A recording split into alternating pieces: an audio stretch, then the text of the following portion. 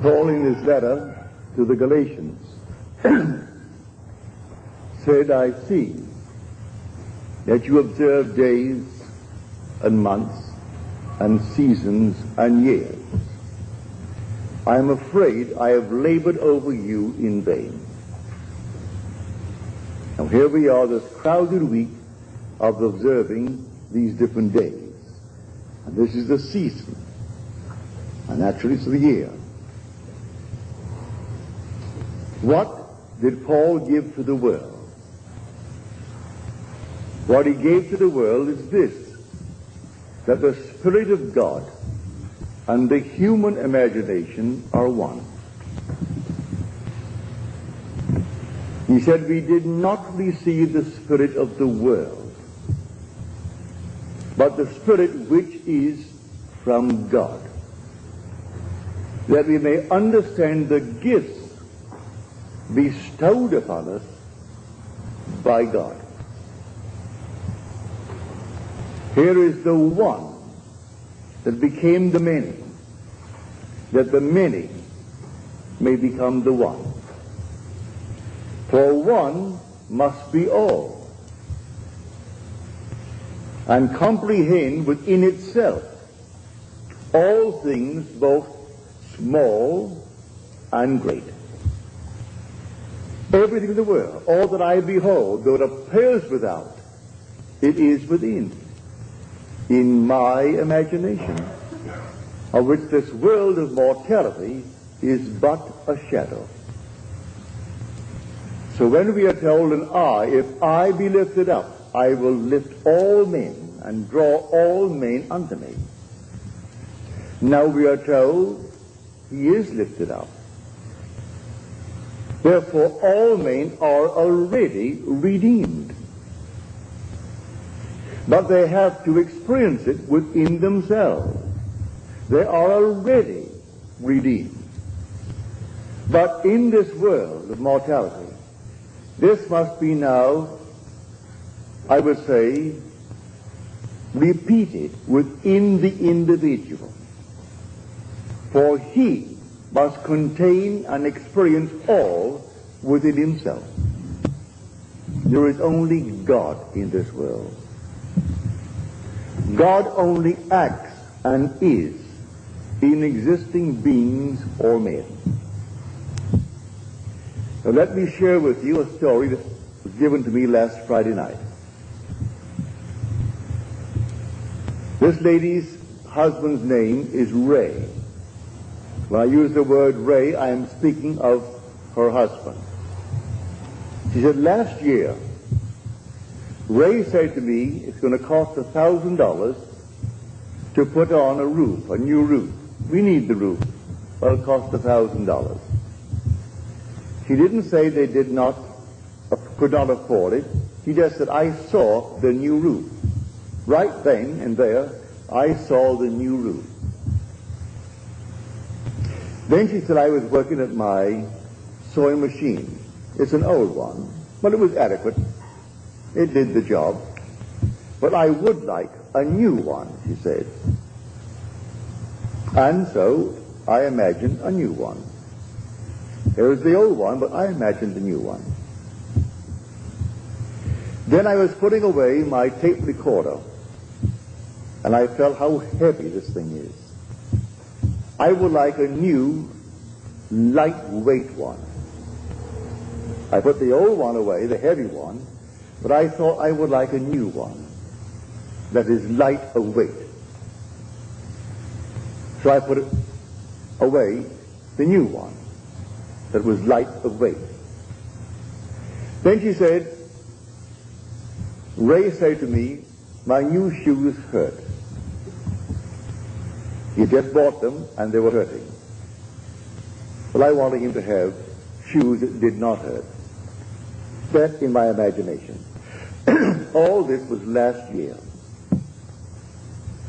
Then came the turn of the calendar year, and we had a robbery. No, they didn't steal the roof, but they took the other movable objects. And this past week I got a settlement from the insurance company, pardon me, for $2,050 odd. I now have my nice new sewing machine. I have my nice lightweight tape recording. Ray's shoes do not hurt. And there is money for the roof and much, much, much left over. Now, who instigated the robbery? Now on Friday you will hear, if you go to service, there are 7 words on the cross. 3 taken from Luke, 3 from John, and 1 from Matthew and Mark. It's the same one from Matthew and Mark, which is the 4th one. My God, why hast thou forsaken me? That's the one taken from these 2 Gospels. But the first one used on the cross is from Luke. Father, forgive them, for they know not what they do. Everything is moving under compulsion. No one sees the invisible causation. No one sees the invisible imaginal acts that is putting pressure upon everyone who is bent in a certain direction to perform the needed act to produce the imaginal act that is completely unseen by the world. Here, every natural act, natural effect, has a spiritual cause and not a natural.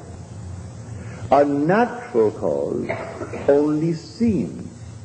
It is a delusion of the fading vegetable memory. Now in her letter to me she said, these things I remember.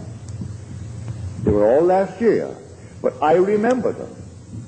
In her case, she is blessed that she could remember when Ray said to her, it's going to cost $1,000 to put on the new roof, and I saw the new roof, even though at the moment maybe we thought we could not now afford the new roof.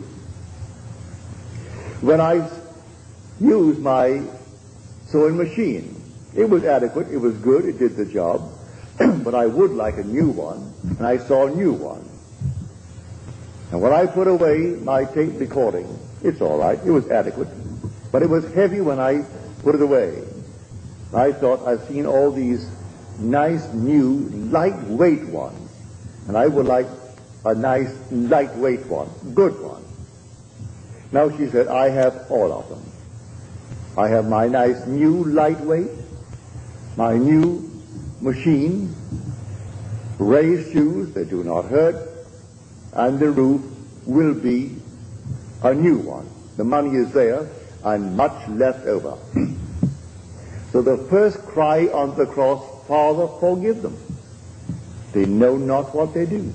They're all asleep, moving under compulsion. And men and women, unwittingly, most of them, some wittingly, are setting the whole thing in motion. And they're simply moved. So someone given to the feeling of getting something for nothing, so he takes the tape recorder. If he sells it for anything, that's profit. It costs him nothing. No matter what it cost her, whatever he could get for it, that was sheer profit. If he goes out and finds something that he stole for $100, and he could move it quickly for $15, and one gets a bargain, he made $15. It cost him nothing. His investment was nothing. And there are those in the world who think that way. They're all passing through the furnaces. So the first word on the cross, a word on the cross does not mean a single word. It's a completed thought. So the shortest word is, I thirst. But there are 2 words. Then the next one from John is, it is finished. There are 3 words. All right? Still, it is 1 word when you take the 7 words. So the first word is from Luke. Father, forgive them, they know not what they do. And then comes Luke's second, then comes John's first, then comes Matthew and Mark, and then comes two from John, and then Luke completes it. Father, into thy hands I commit my spirit. But when he said, and this little punctuation mark has been pushed around in the second word on the cross, which is from Luke, and the thief turns to him and asks him to have mercy on him. And he said, behold, I say unto you, today thou shalt be with me in paradise.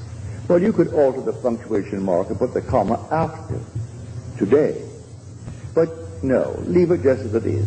Behold, I say unto you, today thou shalt be with me in paradise. This is now resurrection. And when I am lifted up, I will draw all men unto me. For all things are in my own wonderful human imagination. And I am all imagination. So when I am lifted up, I draw all. At the very moment, I draw them all with me. But they individually must have the experience that I have had. But they are already redeemed because I took them up with me. Because all things exist in the human imagination. And anyone who is resurrected, well, he can't be resurrected and leave behind him any part of himself. So the whole vast world is raised up with him. I am telling from experience, the heavenly chorus sing when this thing took place. They sing the fall, actual fall, into division, and the resurrection into unity. They sing it out. And then the regeneration through resurrection from the dead. They actually sing it out. And the words, it is finished, I heard it, but I didn't sing it. The heavenly chorus sang it. When I walked by and everyone was made perfect as I was perfect. And then at the very end, the chorus sang out, it is finished. That was the sixth word on the cross. And the last one is when this garment comes off. And that is the 31st Psalm, the 5th verse. Into thy hands I commit my spirit. Complete the verse. Thou hast redeemed me, O Lord, faithful God. That was the promise at the beginning. I would fall into division and become fragmented, dwelling in all, that not a thing in this world could be apart from me. Because how could I be apart from something that I'm going to influence? Because all things by a law divine in one another's being mingled. If I'm not penetrating you now, I couldn't see you. You couldn't hear me if I did not penetrate you and you penetrate me. So all things by a law divine in one another's being mingled. So when I am lifted up, I take with me my entire universe, my whole vast world, knowing that every one that is now shadowed in that world will have a repetition of the same experiences. For one fell into division and then resurrected into unity, bringing all back together into the one. So in her case, I can't tell you how thankful I am that she shared it with me. That she could now actually feel that the robbery, which seemed at the moment of a shock, she lost the tape recorder, she lost this, all the movable objects. And then came the settlement from the insurance company for $2,050 odd, which replaced these with the new ones, all the light ones, and enough to put on the roof. and then still left over. So, Father, forgive them. Yes, the thieves of thieves. It's yourself pushed out anyway. Here someone is tonight accused for stealing maybe what? A little cup or a saucer. And yet the bank where I bank, United California Bank, they're still looking for the internal thieves who stole $50 million last year from their subsidiary in Basel, in Switzerland. $50 million. And they know it all is on the inside. It can only be on the inside by trusted employees. They think they can bring it down to six trusted employees. They can't quite put their fingers on it because in Switzerland there are all these strange hidden accounts. But they are missing $50 million. So someone goes into the bank and holds it up and gets $1,000, and we balloon the whole thing. The other thing is hush-hush. Here is a bank in Illinois a few months ago, close to $7 million, and they still can't quite put their finger on how it happened on the inside. No one came in and robbed them. And we speak of the little shoplifting on the outside, and the poor little girl goes off to jail, or the little boy goes off to jail. I'm not condoning it. If you could stop the investment from the inside, your dividends would jump from its present little 3% or 4% to 20%. If you could only stop it from the inside. All things happen, really, in the true sense of the word, from the inside. So that every so-called act in the outer world that seems so, well, a cause in itself. May I tell you, every natural effect has a spiritual, imaginal cause, and not a natural. A natural cause only seems, it's a delusion of what? The fading memory. Man can't quite remember. Pardon me. Luckily, she remembered when Ray said we could use and need a new roof. But it will cost $1,000, and so that's put into the future. She remembered when he complained the new shoes were hurting. In her mind's eye, she revised it instantly, at that moment.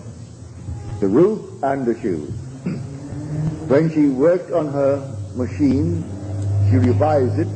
It was adequate, but she said, I have a new machine, sewing machine.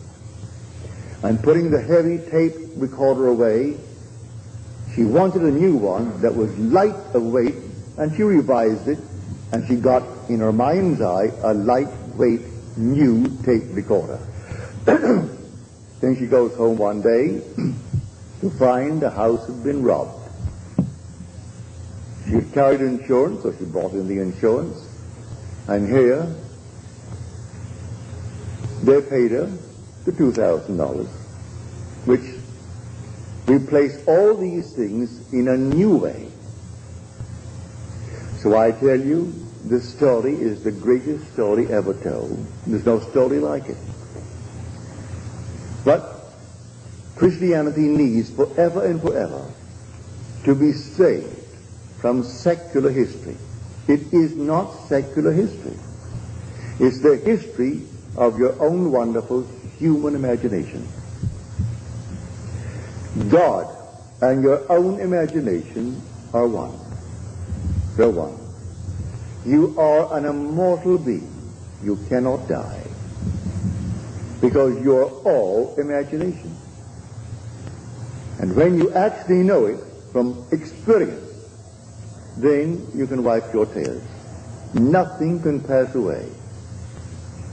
You may not see them with a mortal eye, touch them with a mortal hand, but they are in a world just as real as this. Just as real. Continuing the journey until they reach that moment in time when they are resurrected. And then the scattered body begins to be collected, and they're gathered together into one. So one must be all, and comprehend within himself all things, both great and small. And you are that one that actually fell. And then, in falling, you became fragmented. You became divided into the unnumbered parts, and each seems to be independent of you as you look out on it. You're only looking out on yourself pushed out. And your whole vast world must make real your unknowing imaginal acts, or your knowing imaginal acts. I ask you to trust this teaching. Believe in your imaginal acts. You may not see it tonight or tomorrow, but believe in it. Actually assume the most glorious thing in the world for yourself or any aspect of yourself. Trust it. And that imaginal act, if it takes 1,000 or 10,000 or 100,000 of your projected selves, will use them to make that thing become real in your world. As she said in her letter to me, you may call it imagination, or some may call it thought. But this I do know, having remembered what I did last year, I can say it does produce reality. As I've told you time and time again, imagining creates reality. That all the objective facts of the world are produced through imagination. There isn't a thing that you can name in this world that wasn't first imagined. But you can veto it the minute you imagine it. You can say, as she could have said, we can't afford it, and stop it. She didn't say we can't afford the $1,000 for the roof. She saw the roof, and it was new. But she didn't see the robbery. That's the means. Now, let me turn you now to the 55th chapter of Isaiah. My ways are higher than your ways, and my thoughts than yours. This is the chapter where you're told, my word shall not return unto me void, but it must accomplish that which I purpose and prosper in the thing for which I sent it. So my ways are higher than your ways. Don't concern yourself with how it's going to be done. For the same voice who spoke these words said this in the 32nd chapter of Deuteronomy, the 39th verse. I, even I, am he. I kill, I make alive. I wound, I heal. I do all these things, and none can deliver out of my hand. He's playing all the parts. And if one is basically inclined to steal, he will use it to produce the necessary means to get the money to put on the roof. So she comes home and there was a robbery.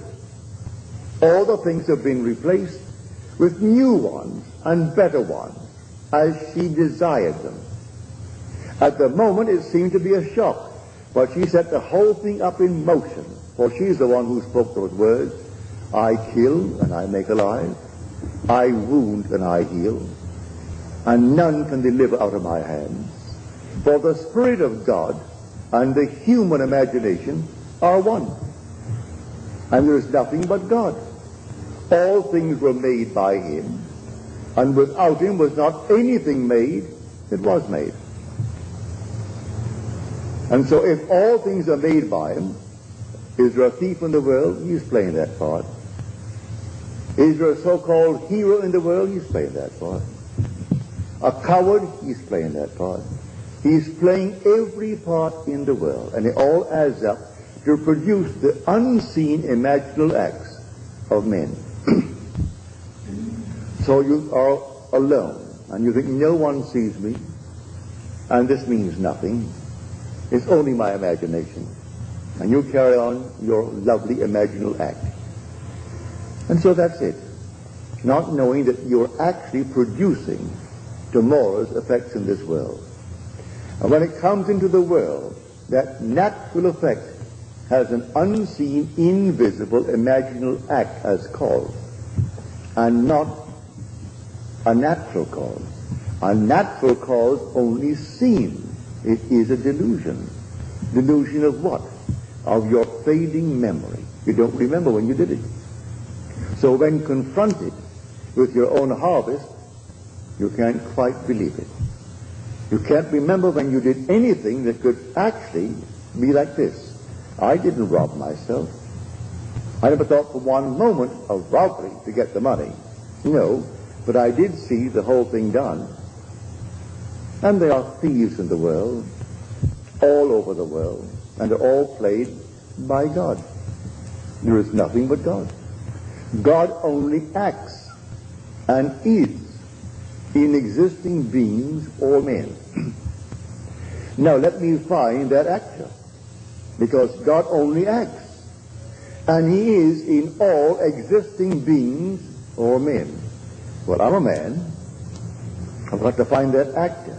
For the thing that I see reflected in the mirror when I shave in the morning is a mask. That's persona. Now, who is wearing that mask? I answer, if you say, Neville, I turn around and I say, yes, here I am. But who is the being that is there? I am. That's my real name. But the mask is called Neville. But I will say, I am Neville. So the wearer of the mask called Neville responds. That being in that mask, behind that mask that no one sees, is God. And now the whole vast Christendom will celebrate this victory of God, that he actually died, literally died. But God's first attribute is mercy. And God turned death into sleep. And then rose the sexes to work and to weep. And so all the sexes rose as masks.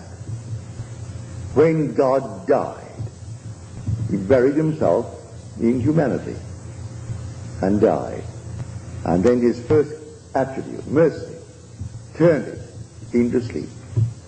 That's what Blake meant when he said eternity exists. And all things in eternity independent of creation, which was an act of mercy. That was the merciful act, to turn death into sleep. And God is dreaming this dream. One day he will awake. And when he awakes, he resurrects. And then he gathers into his own being all his scattered beings. So all are gathered together. When I depart this time, may I tell you, I am taking everything in the universe with me. And when I am lifted up, I will raise all unto me. Read it in the 12th chapter of John. Not one can be left, because all things exist in the human imagination. But it's not raised up until he who is scattered is awakened to unity. And then he draws into his one being all that was scattered. So they sing his fall into division and his resurrection to unity. His fall into the generation of decay and death, and his regeneration into the generation or the resurrection from the dead. So when he actually is raised from the dead, he gathers all into his own being, and they're all with him. No matter where he goes, he has his whole vast world raised up, hasn't left one behind him. But everyone shattered in the world will have a reproduction of that drama within themselves. So what is now being dramatized as a memorial this week, for this is really a memorial. This is simply a great memory, a remembrance of what God has already accomplished. And so they're perpetuating it through Good Friday, then comes the burial on Saturday, then comes the resurrection on Sunday. But the whole thing is done. It's all done. Only to be repeated in the individual, and then the individual, who is a semen scattered, becomes the unit, and he draws his vast world unto himself, and he is resurrected. So the one becomes the many, and then the many become the one. So whenever one is raised, he takes his whole vast world with him, even though it seems to be left behind. And every aspect that it seemingly is behind becomes the unit, and then it raises up. So one must be all. That is the story of the Christian mystery. One must be all. So the first cry on the cross, Father, forgive them. They know not what they do. And they do not know what they do. They go blindly on under compulsion, executing the unseen imaginal acts of humanity. And they move under compulsion. To pick this up, I told the story. I was severely criticized for it by a lady at a dinner party one night when Fred Bales, who is now gone from this world, and he gave a party at the Ambassador Hotel. And I had told this story about 2 weeks before, and one of his great, I would say, contributors, who would come and always write huge big check at the end of a year or end of a month to keep that going. And she was most critical that night. As I said, I didn't feel about that night at all. And she said, you know, I can't quite understand how you could take the platform, an audience of 2,600, 1,000 who could not get in, they're all overflowing, at the Fox Wilshire, and tell what you told concerning your wife. That was my first wife. I told a simple story to explain that everything in this world must be forgiven. I don't care what it is. When I met the girl who now bears my name, who is the mother of my daughter, the very first moment I met her, I knew she is going to be my wife. She didn't know it, but I knew it. I said to myself, she doesn't know it, but she is going to be my wife. We sailed for Barbados 6 months later, and she met my mother, met my family, met them all. They all loved her. That was back in 1936. In New York City, because of some archaic law, it's now passed. You couldn't get a divorce unless she was insane for 7 years, or adultery, and that's all. The Orthodox Christian churches have sewed the whole thing up so that it made life miserable and made everything simply, well, a burden to all. But when I met her, I had just such an entangled background. And here is New York City, the most archaic city in the world concerning its laws. I went to bed and slept as though I were happily married to the girl who now bears my name. I did not have any physical emotion with her. Just she was sleeping there and I am here, and it's blissful. I did that for 1 solid week. Then comes a telephone call from the court one morning, telling me that I must come down to this federal court on Tuesday morning. Well, I was groggy. It was early in the morning, and in those days I didn't rise as early as I do now. And so I just said, all right, and I hung up. After I hung up, I wondered, what on earth is all this nonsense? What have I done? I must be in court. I haven't received the summons. Not a thing. I must be in court. Well, on Tuesday morning that I'm supposed to be there, I made no effort to go there. And about 9:30, the phone rang. It's the court. And they say to me, you're supposed to be here in court this morning. You meet at 10. And I said, what on earth am I supposed to be in court for? They said, well, it happens that your wife is arrested. And we thought maybe you could throw some light on the reason for her arrest. That's why we're asking you to come down. Well, I wasn't shaved. I simply threw myself into the clothes, and off I went to a taxi down to the court. And I got there just as they were bringing her in. Man whispered into the three judges, one judge's ear, that I was in the audience. The judge asked me to take you don't have to swear, but will you please take the stand and throw some light on the behavior of your wife? She tells me you've been separated now for almost 14 years. I said, yes. Is it a religious reason why you've been separated? I said, no, none whatsoever. We knew we were wrong the very first day we got married. We knew it was completely a failure. Right away. Then he read the case. She was picked up for shoplifting. They went to her home and found other things in her home. I said, what do you say for this? I said, as far as I'm concerned, I don't think that really she is a shoplifter.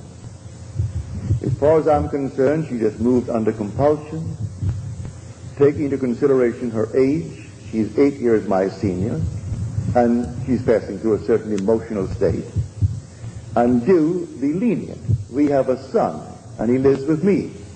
And I don't want anything to happen to his mother that would cast any shadow on his life. He is a wonderful boy. He is in my charge by law.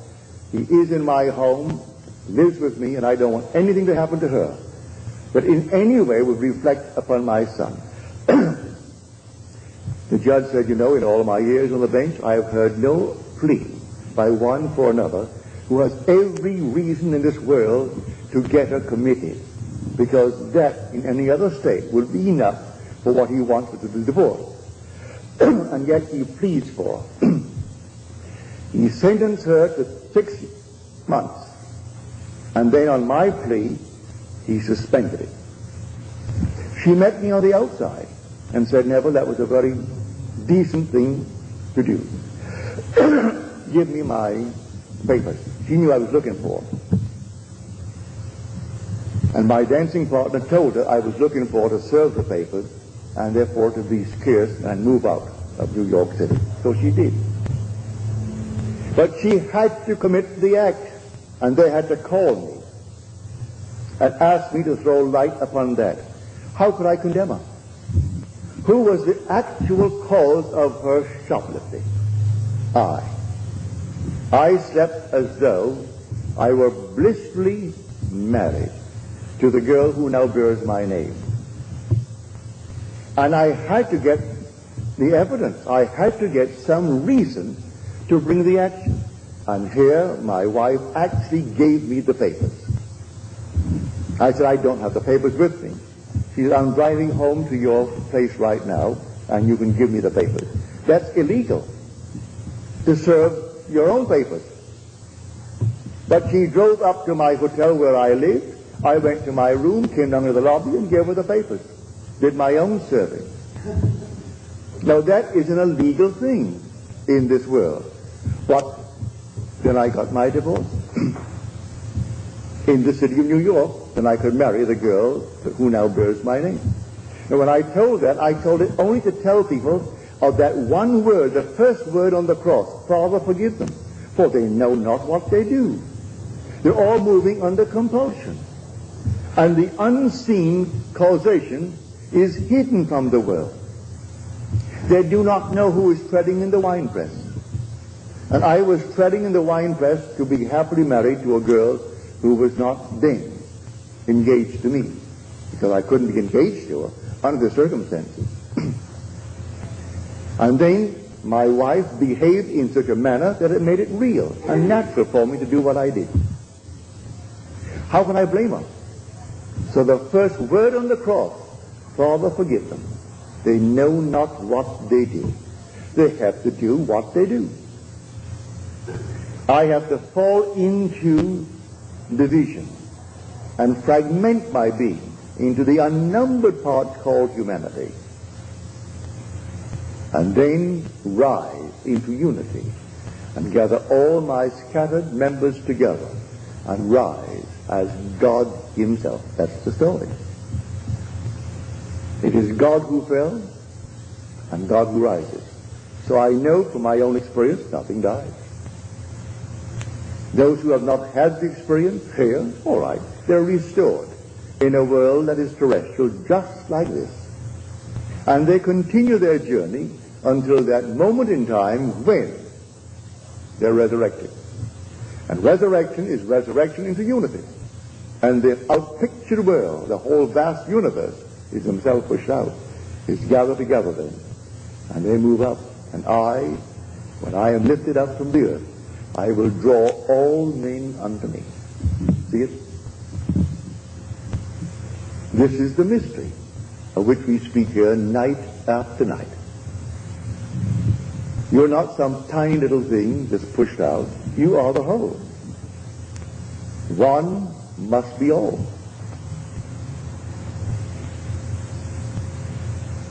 And the day will come, you will find that you really are the all. So not one person in the universe could be outside of you when you are resurrected. Because as you are raised up, you raise all with you. And each will have the experience of being raised up, and all, eventually, will be the one. And in that day, there shall be one. His name one, as we are told in Zechariah. But Blake tells it so beautifully in his dream of 9 nights, called Valor, or the 4 Zoes. And then he tells a story of the falling into division. And when they're all gathered together, this one man they call Jesus. And they in him and he in them live in perfect harmony in Eden, the land of life. For you are the Lord Jesus Christ, whose resurrection they're going to celebrate this coming Sunday. Who tell that to the priest, the Sabbath. Tell that to any minister. Because there are some deceit. They do not know who the Lord Jesus Christ is. I tell you, the Lord Jesus Christ is buried in you. And he is your own wonderful human imagination. That's the Lord Jesus Christ. And when he is raised in you, you will raise all in this universe with you. That is the story. So I want to thank my friend for sharing with me her experience and being big enough to remember. If man could only remember the imaginal acts. She remembered when the roof needed repairs or a new one, and the cost was excessively high for them at the moment. She remembered her husband complaining about the pain the new shoes caused, the weight of the tape recorder, and then working on the machine, the sewing machine, and it was adequate, it was good, but she would like a new one. And then came out of the nowhere a robbery, and took all these movable objects.